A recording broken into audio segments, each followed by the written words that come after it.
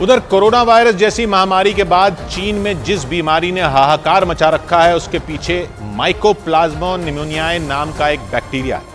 इस बैक्टीरिया की वजह से हुई माइकोप्लाज्मा निमोनिया नाम की बीमारी ने चीन में हजारों लोगों को अपना शिकार बना लिया और इस बैक्टीरिया की वजह से ही पिछले करीब 2 हफ्तों से चीन की सांसें उखड़ी हुई हैं। चीन में बच्चों के फेफड़े कमजोर हो रहे हैं, खांसते खांसते उनकी हालत बुरी हो रही है। राजधानी बीजिंग में अस्पताल भरे पड़े हैं क्योंकि तेज बुखार के साथ फेफड़ों में सूजन पैदा करने वाला माइकोप्लाज्मा निमोनियाए बैक्टीरिया चीन में महामारी की तरह फैला है।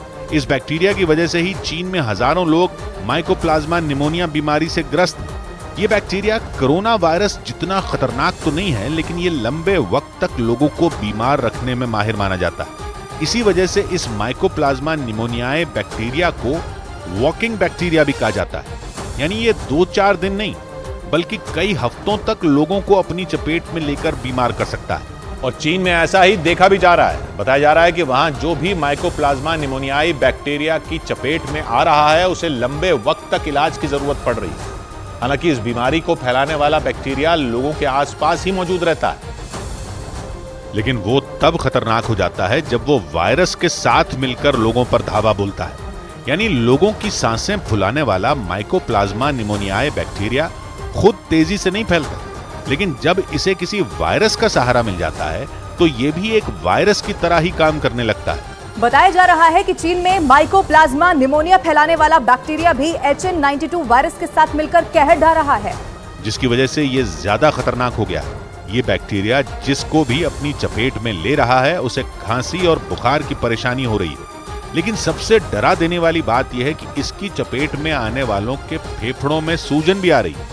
इसी वजह से चीन में तेजी से फैल रही माइकोप्लाज्मा निमोनिया बीमारी ने कोरोना महामारी की याद दिला दी, क्योंकि वहां से जो तस्वीरें आ रही हैं वो पूरी दुनिया को डरा देने के लिए काफी है। वहां 1 या 2 शहरों में बच्चे इसकी चपेट में नहीं आए हैं, बल्कि ये बीमारी वहां एक शहर से दूसरे शहर में तेजी से फैल रही है, जिसकी खौफ से भर देने वाली तस्वीरें भी लगातार सामने आ रही हैं। बीजिंग के एक सरकारी अस्पताल से सामने आई तस्वीरों में हर तरफ लोगों की भीड़ नजर आई। बच्चों के इलाज के लिए लोग परेशान होकर इधर उधर भागते दिखे। कुछ ऐसा ही हाल चीन के लियाओनिंग शहर समेत कई और इलाकों का है।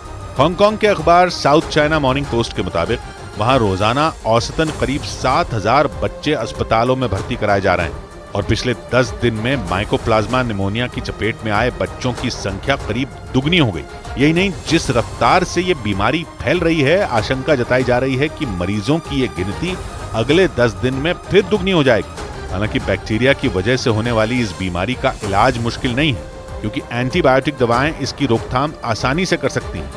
लेकिन लंबे वक्त तक इन्फेक्शन फैलाने की वजह से माइकोप्लाज्मा निमोनिया चीन की चिंता जरूर बढ़ा रहा है।